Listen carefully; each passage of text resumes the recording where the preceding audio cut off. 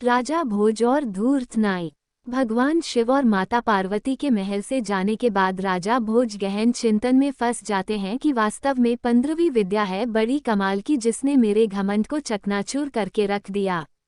अब राजा के आगे एक समस्या थी कि इस विद्या को सीखा कैसे जाए।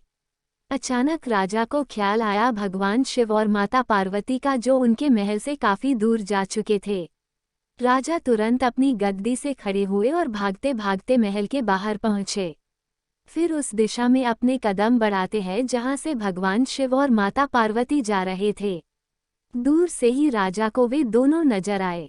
उनके पास जाते ही राजा भोज भगवान शिव और माता पार्वती के चरणों में गिर गए और बोले, हे कृपा निधान, आप मेरी समस्या का समाधान करके जाए। भगवान शिव ने कहा, महाराज आप तो 14 विद्या निदान शासक हैं। दूर दूर तक आपके नाम की छवि है, फिर आपको क्या समस्या हो सकती है। राजा भोज ने कहा, हे कृपा निधान, वह मेरी बहुत बड़ी भूल थी, मुझे क्षमा करें। आगे से मैं ऐसी धारणा अपने मन में कभी नहीं लाऊंगा।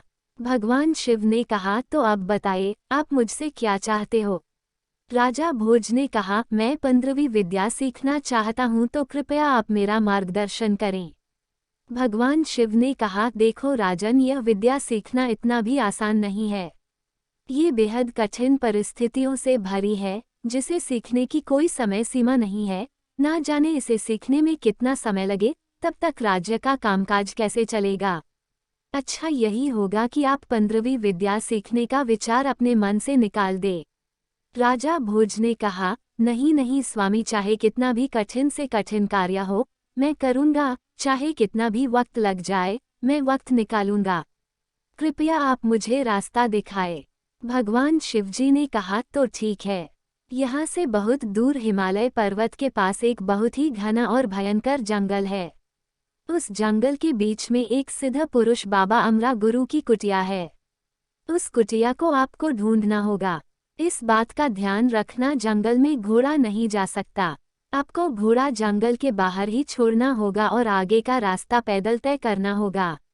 वहाँ अमरा गुरु तपस्या करते हुए मिलेंगे। आप उनके चरणों में जाकर गिर जाना और 15वीं विद्या सिखाने का अनुरोध करना। और हाँ, एक बात का ध्यान रखना, बाबा अपने स्वभाव से काफी कठोर है। अगर बाबा तपस्या में लीन हो तो उनकी तपस्या भंग मत करना, नहीं तो वह आपको श्राप भी दे सकते हैं। इसलिए वहां बैठकर बाबा की तपस्या पूरी होने का इंतजार करना। अगर बाबा को दया आ गई तो वह आपको 15वीं विद्या जरूर सिखाएंगे। और इतनी बात कहकर भगवान शिव और माता पार्वती अंतर्ध्यान हो गए। भगवान शिव और माता पार्वती के अंतर्ध्यान होने के बाद राजा भोज अपने नगरी में वापस आए और अपने वफादार मंत्रियों की एक बैठक बुलाई और उन्हें आगे की योजना समझाते हुए बोले, देखो मैं एक जरूरी कार्य से राज्य से दूर जा रहा हूँ। मेरे जाने के बाद आप सभी मिलजुल कर राज्य कार्य को देखोगे और प्रजा को कोई कष्ट ना हो, इसका विशेष ध्यान रखना, क्योंकि मुझे वापस आने में मालूम नहीं कितना समय लग जाए। इसलिए आप सब अपना अपना काम ईमानदारी से करना। सभी मंत्रियों को समझाकर राजा महल की ओर चल दिए। दोस्तों, राजा भोज की 2 रानियां थीं। एक का नाम था सत्यवती और दूसरी का नाम था भानुवती। नाम के अनुसार ही दोनों का आचरण था। सत्यवती एक पतिव्रता रानी थी। वह महाराज के दर्शन करे बगैर खाना तो क्या पानी तक नहीं पीती थी। दूसरी ओर रानी भानुवती थी। उसका इन बातों से दूर दूर तक कोई लेना देना नहीं था। कहने का मतलब, रानी भानुवती का चरित्र ठीक नहीं था। राजा भोज पहले रानी सत्यवती के कक्ष में गए और बोले, रानी मैं किसी जरूरी कार्य से कुछ समय के लिए नगरी छोड़कर जा रहा हूँ। मालूम नहीं मुझे आने में कितना वक्त लगे। ये वक्त 1 वर्ष का भी हो सकता है और 12 वर्ष का भी, या फिर उससे ज्यादा का भी हो सकता है। इसलिए मैं आपको सलाह देता हूँ, मेरे वापस आने तक आप सावधानी से रहना। इतनी बात सुनकर रानी सत्यवती की आंखें झलक आई और बोली, हे राजन, मैं तो आपके दर्शन किए बगैर पानी तक नहीं पीती। भला इतना लंबा समय मैं आपके बिना कैसे बिता पाऊंगी, जिसमें आपके आने की कोई समय सीमा भी निश्चित नहीं। कृपा आप मुझे भी अपने साथ लेकर चलिए। राजा भोज ने कहा, नहीं रानी, मैं आपको साथ लेकर नहीं जा सकता, क्योंकि मैं जिस कार्य से जा रहा हूँ वहाँ पर स्त्रियों का जाना वर्जित है। तो कृपया आप मेरे काम में बाधा ना डालें। सत्यवती ने कहा, महाराज आप तो जानते ही हैं कि आपके दर्शन किए बगैर मैं भोजन तो क्या पानी तक नहीं पीती, चाहे मेरे प्राण ही क्यों ना निकल जाए। राजा भोज ने कहा, ठीक है, इस समस्या का समाधान मेरे पास है। मैं अपनी एक तस्वीर इस दीवार पर बना देता हूँ, आप इसको भोग लगाकर भोजन कर लेना। और राजा भोज ने अपनी हूबहू तस्वीर दीवार पर बना दी। सुबह हुई और राजा भोज चलने की तैयारी करने लगे।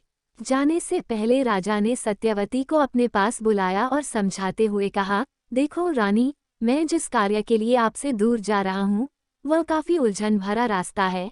न जाने मेरे साथ क्या घटना घट जाए और मुझे आपसे मिलने के लिए भी अपना परिचय देना पड़े। इसलिए मैं आपको अपनी मूंछ का बाल देकर जा रहा हूँ। इसको संभाल कर रखना, क्योंकि मैं जब भी वापस आऊंगा आपसे सबसे पहले अपनी मूंछ का बाल मांगूंगा, तो आप समझ जाना कि मैं ही राजा भोज हूँ और यह बात गुप्त रखना, किसी को बताना मत। रानी ने मूंछ का बाल लिया और एक डिबिया में कैद कर उसे गुप्त जगह संभाल कर रख दिया। दोस्तों, केवल एक मूंछ के बाल ने रानी के मन में अनेक सवाल खड़े कर दिए थे। आखिर क्या समस्या आने वाली थी जो राजा ने ये कदम उठाया? आखिर क्यों उन्होंने अपनी यात्रा को एक कठिन चुनौती और उलझन भरा रास्ता बताया? क्या राजा भोज वापस लौटेंगे या उनके भेष में कोई और लौटेगा? इन सब प्रश्नों के जवाब जानने के लिए कृपया कहानी का भाग 3 देखना ना भूले। साथ ही वीडियो को लाइक, शेयर व चैनल को सब्सक्राइब करना ना भूले। तो मिलते हैं अगली वीडियो में आपके अपने YouTube चैनल अध्यात्म सागर के साथ। धन्यवाद।